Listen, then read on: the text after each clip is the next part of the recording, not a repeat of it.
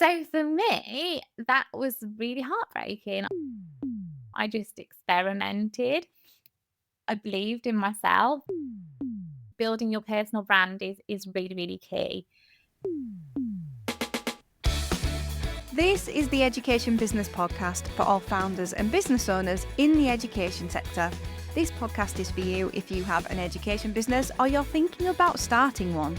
That could be tutoring, publishing, holiday clubs. It really doesn't matter. You're in business and you're also in education. But most of all, you're focused on improving outcomes for children in the way you know best, through your business. I'm Claire Riley, co-founder of educational resources website Classroom Secrets, and I'll be sharing how to make your education business bigger, better, and have more impact through my own experiences and also the conversations I have with other founders and business owners in education. The Education Business Podcast is sponsored by Classroom Secrets, helping you to support your children's learning.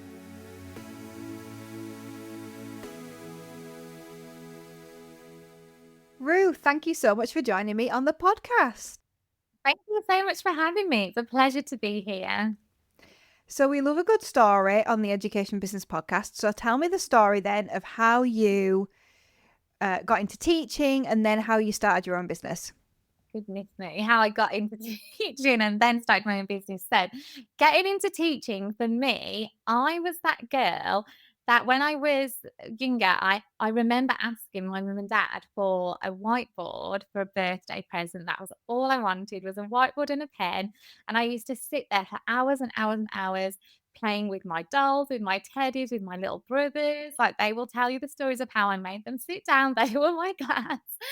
It was in me. I always say teaching for me was absolutely in my blood. My mum was a teacher. My dad did lecturing in universities. My grandma was a head teacher. It was in my family. It was in my blood. I loved it. I was never going to do anything else. I did a BEd and I that meant that I was going to be a primary school teacher. I remember my mum saying to me, if you do this primary education, that is literally what you're doing. It's not like you're doing an English degree and then you can go into this or that. But 100% that was what I wanted to do. Went into teaching, absolutely loved it. Teaching was my life. It was my vocation, the hours that I used to spend, but I never was disgruntled. I never didn't do that. That was part of the job at that point in time when I was 21, fresh out of university, went in and did that. But things changed the moment that I had my little boy. So he's just turned 5. So I worked my way up. I started as an NQT at 21 years old and I became deputy head at the age, I was assistant head at the age of 26. And then I became deputy head the year after. And I just progressed quickly. I was always really career driven. I knew that's what I wanted to do. I went into teaching. I loved teaching, but I always knew I did want to be a senior leader too, which I think is quite, not people don't usually say that quite often. They're like, I didn't know I wanted to go into leadership. I 100% did. And I think then because I'd worked so hard for that and that had been my goal, when I had my little boy, I then requested some flexible working, and this is where it all changed. So I asked to go part time. I just wanted to do 4 days a week. I wanted to have a day at home where I could be with my baby. I absolutely adored teaching. I loved my children that I taught. I loved everything about it, but actually I loved my own son more than anything else. And to balance it, to be able to have time with him, to still put 100% into my job. And this is another thing that I think people will relate to. It's that you want to give 100% to both, and it's not possible to do 100% to both. Therefore, me thinking logically, I was like, well, if I do 4 days, I can put that into that. And then I've got a day with my little boy with the weekend. And I was basically told at that point that I either needed to step back to become a class teacher and I could go part time, or I could go back full time in my senior leadership position. There wasn't the option to be a part time deputy head, and um, and that was it basically. So for me, that was really heartbreaking. I still remember how that made me feel. I remember feeling like upset. I remember feeling let down. I remember feeling like I've given everything to this profession, to this school, to my life. And just because I've now got a child, suddenly I either have to sacrifice the career that I've built or I have to go back and step down. And it just didn't feel right for me. What were the reasons that they gave for that then? So it was just that it wouldn't be right for the school, basically. Like they didn't want, I mean, on the record, there were official reasons, I'm sure, but essentially they didn't want a part-time senior leader within the school, and it was a full-time position. So I remember now the reasons that were given were all to do with the best interest of the school. It wouldn't work. They needed to have that as a full-time role. Um, and and that was that. It was, really sad, but And equally looking back though, do you agree with that or not? that you can only be a full-time leader. That that job needed full time? Because I think it's so interesting because I'm looking at it from an employer's perspective because I Right. think we've definitely sort of swung the other way quite a lot. And now we're definitely more balanced. But I think there can be that mindset of, oh, well, that has to be full time. I see, this shift to remote working and flexible working. Well, at Classroom Secrets, it's not really a big deal because we've worked like that since before COVID. Now it's kind of this expectation. So when I look around at other companies, sometimes I think, oh, they're making a big deal of things that aren't a big deal of. And it's just, do you think that was real? Because sometimes it is real. It's like, oh yeah, that role can really not be done by a part-time colleague. Or do you think it was just like a routine or just we've always done it this way kind of thing? I think it was absolutely that that role could have been done by part-time staff because we are, two heads can be I can see it from both sides of the coin, but actually you have to look at it on the individual and you have to see like who can work well. Like there's loads of schools I know where they even have part-time head teachers now. But 5 years ago, it wasn't, 5 years ago, flexible working in schools was very, very difficult to get. As a senior leader, it was almost impossible. Do I feel like that job role could have been done with two part-time staff? 100%. I think it would have been really important for us to have a crossover day where we were both in, given what the role was, or time for that to be done. But I absolutely think that it could have been done. If you think like the responsibilities that I used to have as well, you could have just divvied them up by two people so that you weren't crossing on each other's toes. You'd have that overall, okay, yes, this is what we're responsible for, but there's no reason why it couldn't have been done. And I feel like as the school was part of an academy, part of a big chain, there were lots of things that were put into place that is just the way it is. That is just the way it rolls. And actually, if we start allowing one deputy head to go part time for whatever reason, then we're going to have to do it in this school and this school and this school. And actually, it's easier to just be like, no, you can be a class teacher and be part time than it is to start saying, well, actually, we'll allow this person to at this level and this person not to. It's harder, essentially. It is more of a headache to work out in the first place, but as we've now seen 5 years on, actually, it can be in the best interest of the school, of the staff, of the morale, of everybody in that building, and I believe that you can get better outcomes when you employ the right people in the right roles on the right basis, and I just feel like at that point in time, it was purely a, "We don't do that, that's the way it is." It's a blanket no.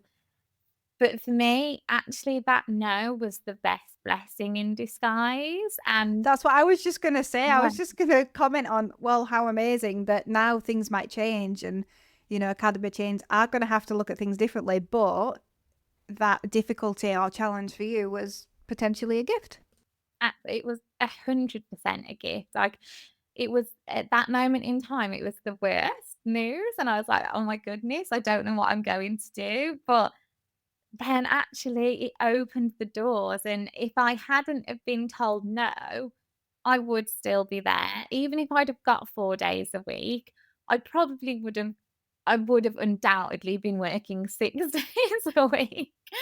I wouldn't have been there for all the moments that I've been for my children. I wouldn't have the flexibility that I've had to manage my workload, to work when I want to work. Like last year we went traveling before my little boy started school, so I could work remotely anywhere in the world. Like all of these things would have never even been a possibility without being told no.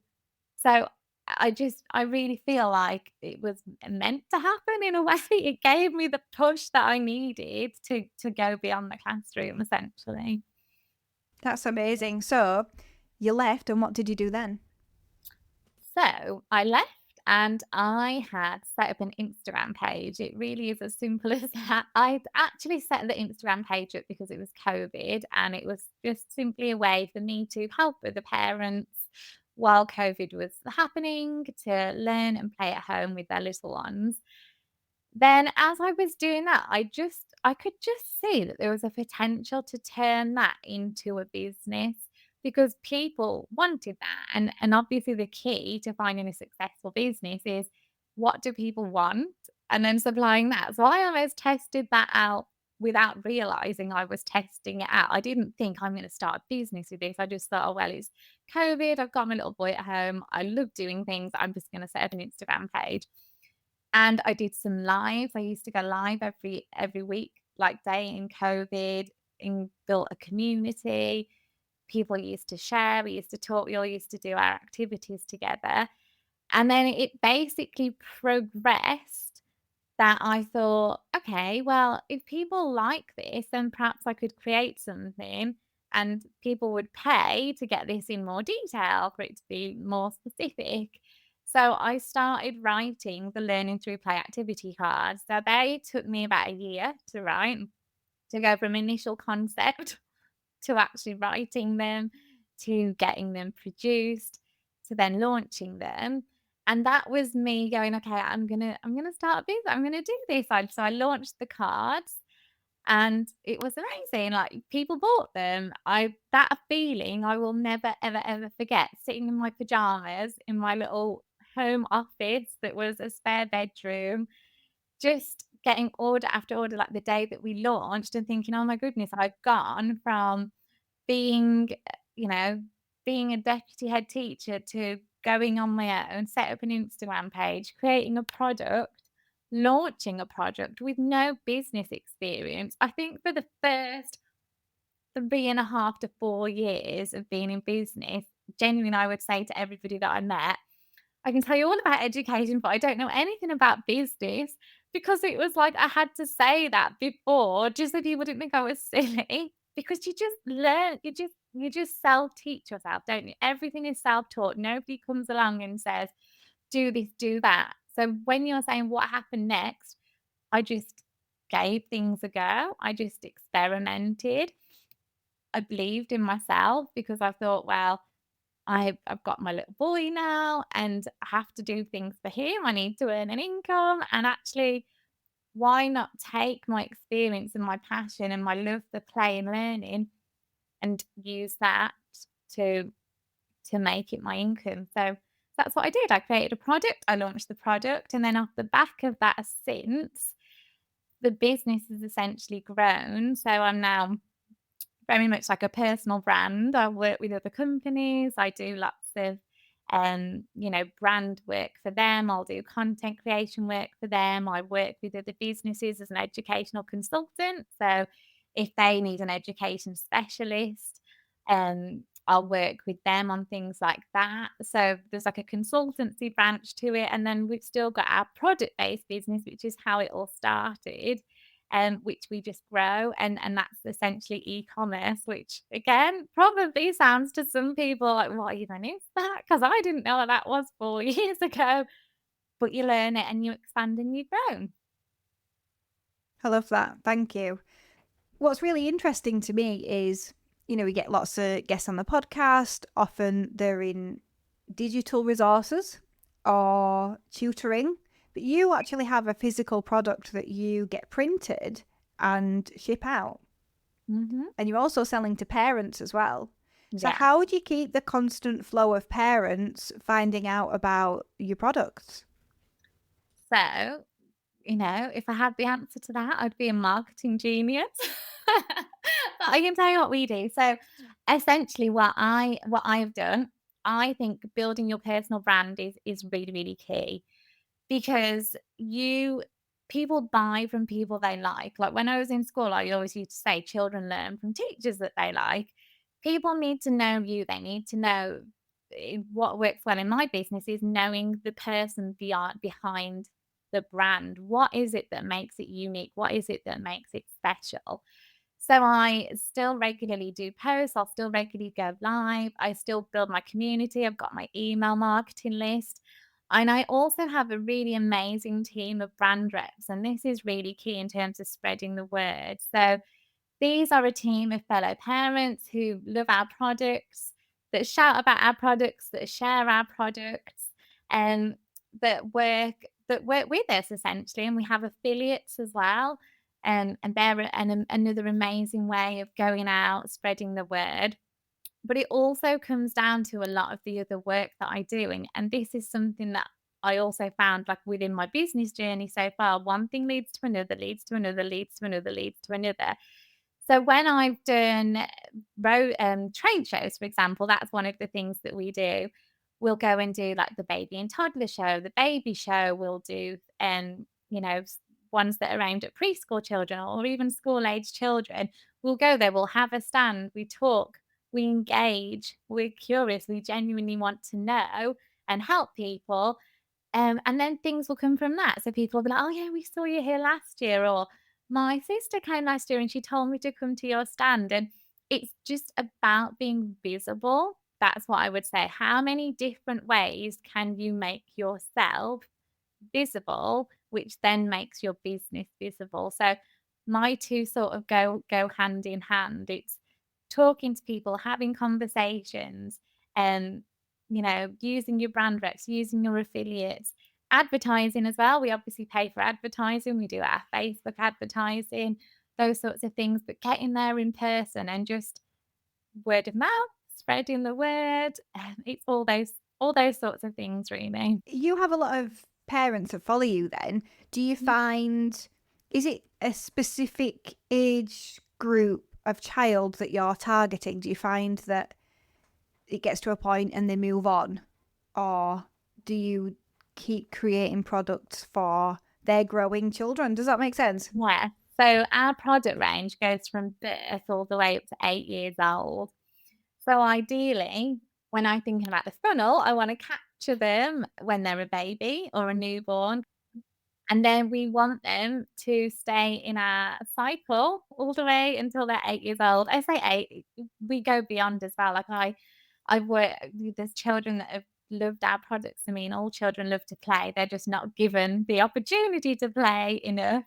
And but we market it to 8 years old. So obviously once they get to 8 years old, then you'd hope that perhaps they've loved them, they might purchase as a gift for somebody and that they could become like a lifetime customer. But essentially we want to nurture them and get them in at birth and then know we've got 8 years of that customer within our journey, which is why the things like the baby shows work really well for us. We can capture them and then retarget them every year. Yeah, you're getting them at the beginning, aren't you? And then you've got other things to sell to them, which is really important. So, one thing that I like to talk about is making the business bigger than yourself, because I think we can leave the classroom because we're so desperate to get out of it. And that I don't think that was the case for you, but it was the case for a lot of people. And then really we just focused on making this job for ourselves and we don't think about our future. Mhm. Whereas when we're making the business bigger than ourselves and we're thinking about the future and how we're going to get income from the asset and things like that. And I know that you've grown your business bigger than yourself. So at what point did you realize, oh, I can't do this on my own anymore. I need people to help me? Um, At what point did I realize that? When I was pulling my hair out, and I was like, "Oh my goodness, I can't do this anymore." Literally, I just it's that point where you think, you you just you just realize that. So I always compare it to obviously being like a senior leader or even being a classroom teacher. I mean, perhaps not now, but 5 years ago, I was lucky enough to have a classroom TA. So even then, in that role, there would be things within my job that I would delegate, that I would say, could you do this? Could you prepare that? Suddenly, you're launching your own business, and actually, it's you. Like, you are everything. You're shipping out the products. You are doing finance with your accountant. You're doing marketing, like you were just talking about. You're doing advertising. You're every little thing, customer service. You are everything. So you're trying to not only do it, but learn it, because remember, you're a teacher. We didn't learn business. I didn't, and I had no business experience at all. So it's like a foreign language that you're learning as well. Then you've got to become an expert in all of these roles, because at that point you can't afford to pay anybody else to do it. You've just got to muck in and do it. And then I also had my little boy. The whole point of leaving the classroom was to have more time with him. And you just get to that point. You can become almost a victim of your own success, and it's amazing. But I basically had a conversation with my husband, and I said, I either need to sort of stop and pause and just plateau where I am, or I need to really go, okay, I'm going all in on this, and you need to come and support me, or I need to employ someone else to come and support me. But for me, I felt like using my husband, having him on board was the best thing, because actually, because in the early days you are doing everything, he could do more than someone that I employed. Like, he would be all in because it's our business. And so we just got to that point where I basically said to him, I need help. I need someone else to grow this with me, or actually I can't grow it, and I've got to sort of plateau it and change the direction of the business really.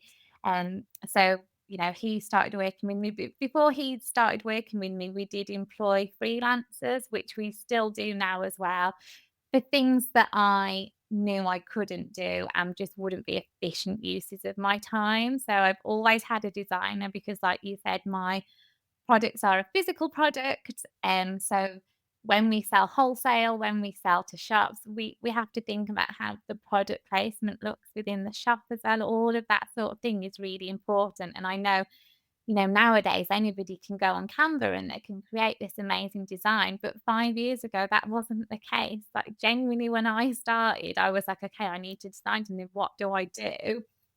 I had to get a designer from the onset, and I'm really glad that I did. But it is, even in 5 years, it's such a different world now, starting now. There's so much you can do yourself more now than we could. And so I've had a designer, I've had people that support with social media as well. And I've had people that support with my brand reps, with my affiliates. I've worked with a tech VA as well. That's a big one for me, because I was spending so much time trying to learn tech. And again, when you're asking me, when did I realize that the business needed to be bigger than just me? It's when I was like, this is ridiculous. What it is costing me in like time and money to complete this one job, I could pay somebody else to get that done in an hour. And you just start to weigh things up and realize that actually now we can afford to do that, and then it just scales and grows, as you very well know. Yeah, I love that you employed your husband and you basically gave him the ultimatum. It was very similar for us. Not I didn't say that I needed to do something different with the business, but you've touched on a really important point that I think we forget to talk about.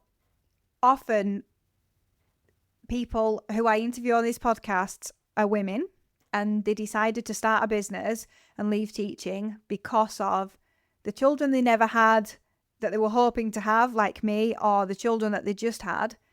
But it's actually really hard to have two babies like that are different, really. And, I've thought a lot about this when I would say Classroom Secrets really took off when my eldest was 18 months old. So I was obviously finding a better balance then, and I did have quite a few employees by then. But when it really got difficult was when we scaled really quite fast in terms of team, was very inexperienced at leadership. And so the business kind of became a teenager without some of the controls and balances in place that you should have, because it had grown so fast at the same time as having a second baby. So a toddler, a baby, and a teenager. And that's when it just was so difficult during that time. So, and that's when I said, Ed, you need to leave. And he didn't want to at first, but he did. But even then, even with us both in the business, it's hard work. How do you find working with your husband? Yeah, so that in itself is another challenge because you suddenly go. So my husband worked in aerospace, so he was like a project manager in aerospace. He deals with, these top brands, works in a nice. Oh, he had this job like in a corporate world, and then all of a sudden I'm like, come and work with me, and you're together 24/7. And the harder I would be lying if I said it's easy. It is not easy. It is very much a learning. You have to go on a journey to learn about your boundaries, to learn about when you're doing this, when you're doing that, because all of a sudden your mum, your dad, your business partners, and you are running a house together still, your husband and wife still. There are so many things that you're suddenly thrown into the mix. And very much you have to go on a journey to understand how that can all collaborate together. It's like anything. Do you teach children as part of your business offering? Have you considered using resources from Classroom Secrets? At Classroom Secrets, we're always adding new resources for a range of subjects, and we're keen to hear your suggestions for resources too. We know that you didn't go into business to work more hours than you did in the classroom. You went into business to give you freedom. Let us help with that. Visit classroomsecrets.co.uk to sign up. It's like anything. You can find a balance, but you have to understand that it takes time to work that balance.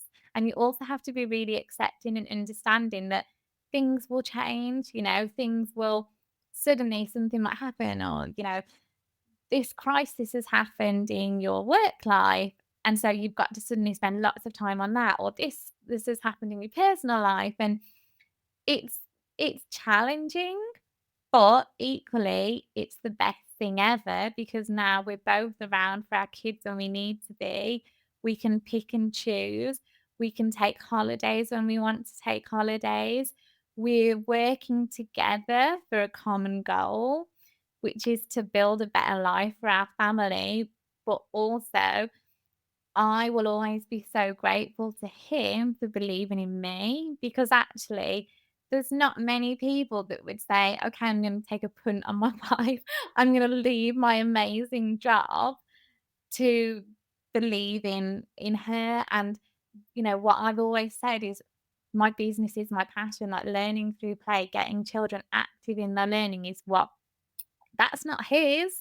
His was aerospace. He wasn't a teacher at all. So he's had to learn so much as well. And, that comes with its challenges too, because there's things that I would expect, or I'm like managing him, and then I'm like, oh, you're my husband. I can't, it's, you've got more experience in it than me. You've been working with your husband so much longer, but it's not easy, but it's so worth it. It's worth the ride, is what I would say. It's so weird because just hearing you talk, I could have said a lot of that. I mean, I don't think we found it quite as difficult, but then I think maybe some of it was there, but it didn't feel hard. But that doesn't mean to say that it didn't have its effects, if that makes sense, because Mhm. Ed loved his job in IT as well. The business is my baby, really. And I think if I had to pinpoint one of the best things, it would be the shared freedom, which is great. But like you said, one of the worst things is when the business has a crisis, then who's there for the kids? It's easy for us now. The kids are a bit older, so ours are 8 and 6 now. But in COVID, oh my word, we had a baby, and Hattie had just started preschool. It was just a nightmare. Yeah. It was really, really difficult. And you kind of had to over rely on the team as well, which was not the best thing, really. So it is a nice journey, but I think it's interesting. You see a lot of, there's a female teacher who goes and starts a business and then they bring the husband on board. It's less so the other way around. Now I know there's a lot more female teachers, but it doesn't seem to be in the same way as much, I don't think. There's definitely something around it. Maybe it's not just in teaching. I actually think it's probably in business where the female starts a business and her goal is to like retire her husband in some kind of way, bring him on board. And part of me wonders whether it is that freedom piece, because one of the things I remember, I mean, this is like 2018 when Ed joined the business. One thing that did frustrate me, because I was technically on maternity leave at that time, is I had to, for a number of years by that point, run the business and be this full-time stay-at-home mum in some ways, even though I'd been going to the office, so it wasn't stay-at-home mum, but do all of the things. So I expected that he would help by doing all of the things. But what he did was go to the office 9 to 5 because that's what he'd done before. And I was like, what are you doing? Why are you going to the office so much? Why are you he was just doing the job. He wasn't doing the life of the entrepreneur. Does that make sense? Yeah, absolutely. And I think that's another thing. Like my husband has always been employed. Like being entrepreneurial, that's me. I've just dragged him in. But I so it's so for me, it's like it's challenging. Like it's such a mindset shift as well. Everything is different. It is completely different. And he did it to support me, to support our family. And I completely agree that for me, it's that freedom element of it. Like I touched on before, like I love to travel. I love to take my kids to places. And I literally said to him, I was like, well, if this doesn't work, then you get 4 weeks holiday a year and that's it. So I'll be going with them and you'll be at work. So good luck to you. I'm joking, but it's the reality of it. I'm like, I'm building this life for our children, for our family, and I'd love to have you be a part of it. So yeah, come on in. And I love how much he's there for our children now as well. And I think that would never be possible. And my children don't really realize how lucky they are to have mum and dad so present because we can either one of us can do school drop off or pick up or nursery drop off or pick up. My two are really quite young still. So my little girl's just turned 2, my little boy's just started reception.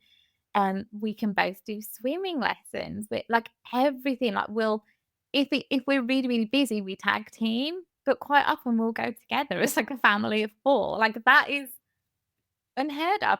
And if I'd have stayed in the classroom, that would never, ever have happened. And just knowing the alternative, 100%, like I want a family life where we can be together and give them that upbringing. Yeah. You're saying so many things that resonate with me. I often say to our girls, you are so lucky. It gets to the school holidays and we don't necessarily don't work in the school holidays, but we try not to. So they don't really recognize that we're working. So we might work till 10 a.m. or something like that. And now they're a bit older, like they'll sleep in a bit. And they have mum and dad at home. And that's just the norm to them. Like they don't go to any out of school clubs or anything like that. We can go on day trips, we can do all this fun stuff.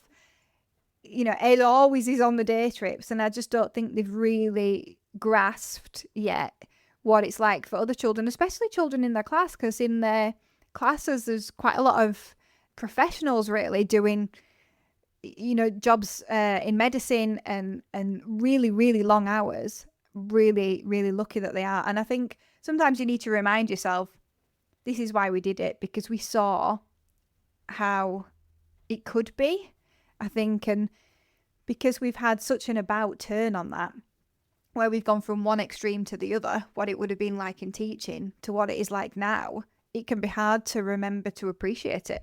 Yeah, absolutely. 100%. And I just go back to what I said before, being told no for me. So at that point, I didn't actually want to leave the classroom.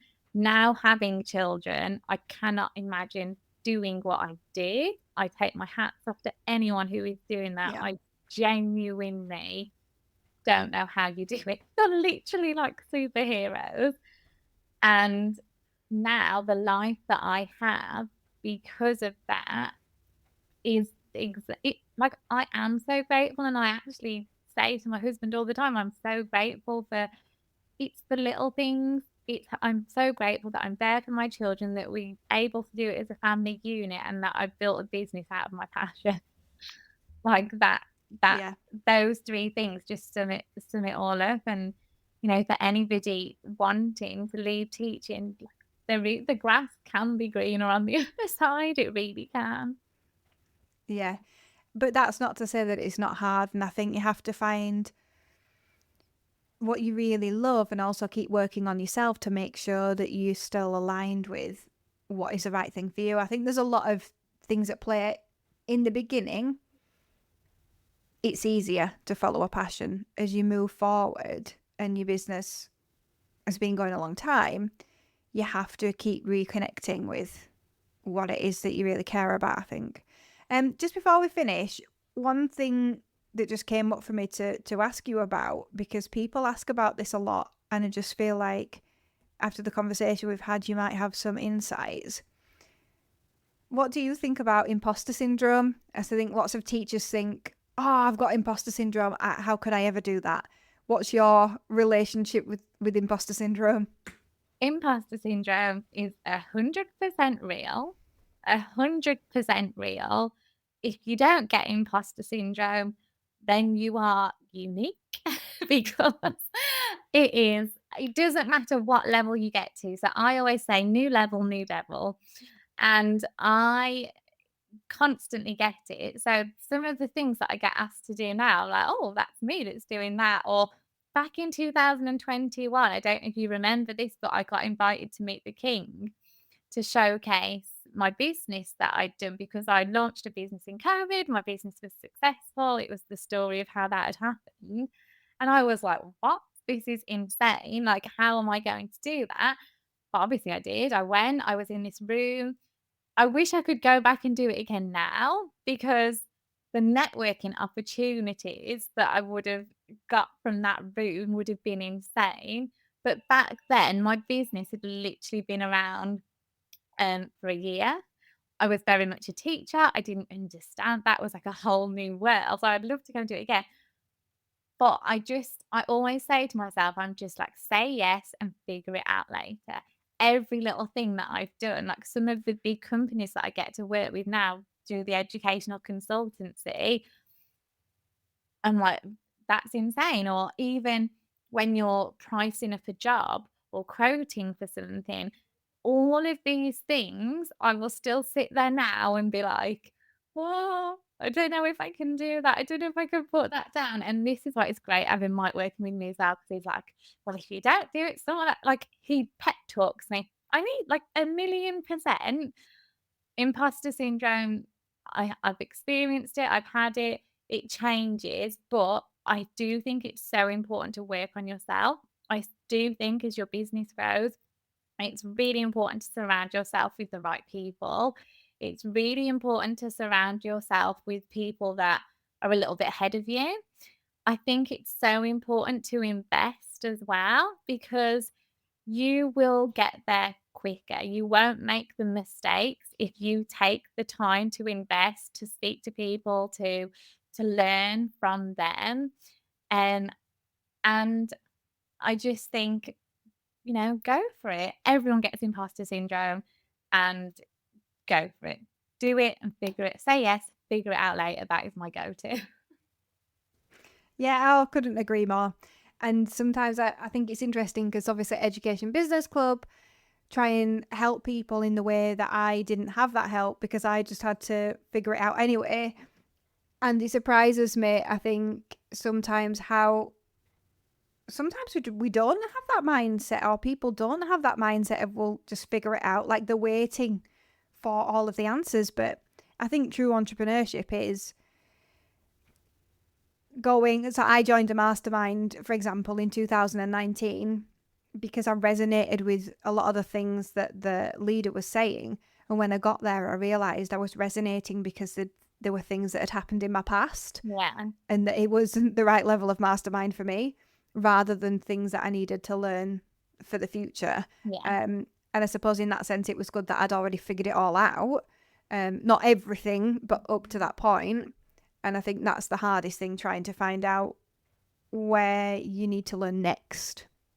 Absolutely. And you're being open to the fact that you are always learning. If you want to grow, you want to scale, you always are learning. You just need to take the first step. Nobody knows what they're doing when they jump out of the classroom. Nobody. But you will find your tribe. Your vibe attracts your tribe. You will experiment. You might fail. That's okay. As long as you're failing forward and you keep going and you tweak and you try.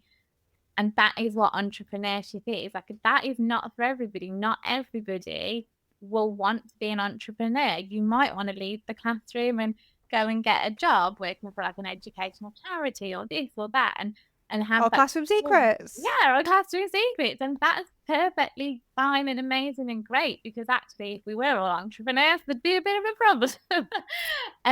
Just find what it is that works for you, and go for it. Take that first step. That's all you can do, and the rest will follow. Super. Thank you so much, Ruth. You've been so inspiring today. Well, it's been lovely to come on and have a chat with you. Thank you ever so much for inviting me. Thank you for listening to the Education Business Podcast. This podcast is sponsored by Classroom Secrets. To find more resources to grow your business, visit classroomsecrets.co.uk.